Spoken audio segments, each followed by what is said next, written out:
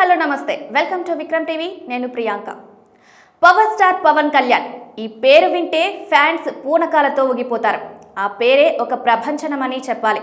గత ఎన్నికల్లో జనసేన పార్టీ విజయ దుందుభి మోగించిన సంగతి తెలిసిందే. ఆయన గత 10 ఏళ్ల కష్టానికి ఫలితంగా ఆంధ్ర ప్రజలు జనసేన పోటీ చేసిన అన్ని స్థానాల్లో విజయభేరి మోగించి పవన్ కళ్యాణ్కి అపూర్వమైన విజయాన్ని కట్టబెట్టారు. గెలిచిన తర్వాత డిప్యూటీ సీఎం హోదాలో అలుపెరగకుండా నిరంతరం శ్రమిస్తూ ప్రజల మధ్యనే ఉంటూ వారికి అండగా ఉంటూ ముందుకు సాగుతున్నారు. ఇదంతా బానే ఉంది, కానీ వచ్చే 5 ఏళ్లలో పవన్ కళ్యాణ్ సీఎం అవుతాడు అంటే అందరూ కూడా అవుతాడు అనే నమ్మకంతోనే ఉన్నారు. కానీ పవన్ కళ్యాణ్ వీరాభిమానులు మాత్రం ఏకంగా దేశ ప్రధాని అవుతాడు అని అప్పుడే జోస్యం చెప్పడం మొదలుపెట్టారు. ఆ విషయాలేంటో ఈ వీడియోలో చూద్దాం. సినిమా రంగంలో కెరీర్ పీక్ స్టేజ్లో ఉండగానే రాజకీయాల వైపు అడుగు వేసిన నటుల్లో పవర్ స్టార్ పవన్ కళ్యాణ్ ఒకరు. జనసేన పార్టీని స్థాపించిన తర్వాత పొలిటికల్గా దశాబ్ద కాలం పాటు ఎన్నో ఒడిదుడుకులు ఎదుర్కొన్నారు. 2019 ఎన్నికల్లో ఘోర పరాజయాన్ని మూటగట్టుకున్నారు. అయినా వెనక్కి తగ్గలేదు.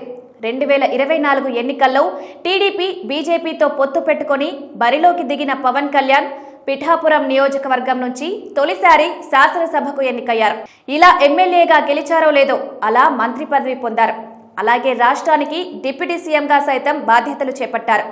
సెప్టెంబర్ 2న పవన్ కళ్యాణ్ బర్త్డే అన్న సంగతి తెలిసిందే. ఏపీని వరదలు అతలాకుతలం చేయడంతో పుట్టినరోజు వేడుకలకు పవన్ దూరంగా ఉన్నారు. కానీ అభిమానులు మాత్రం పలు చోట్ల ఆయన బర్త్డేను సెలబ్రేట్ చేశారు. ఈ క్రమంలోనే ఒకచోట పవన్ పుట్టినరోజు వేడుకల్లో పాల్గొన్న జానీ మాస్టర్ పవర్ స్టార్ ఇప్పుడు డిప్యూటీ సీఎం 2029లో రాష్ట్రానికి సీఎం అవుతారు. అలాగే 2034లో పీఎం అవుతారు. ఇది రాసుకోండి, జై జనసేన అంటూ ఎంతో హుషారుగా స్పీచ్ ఇచ్చారు.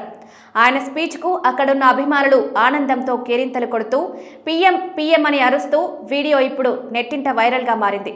మరి పవన్పై జానీ మాస్టర్ చెప్పిన జోస్యం ఏ మేరకు నిజమవుతుందో చూడాలి.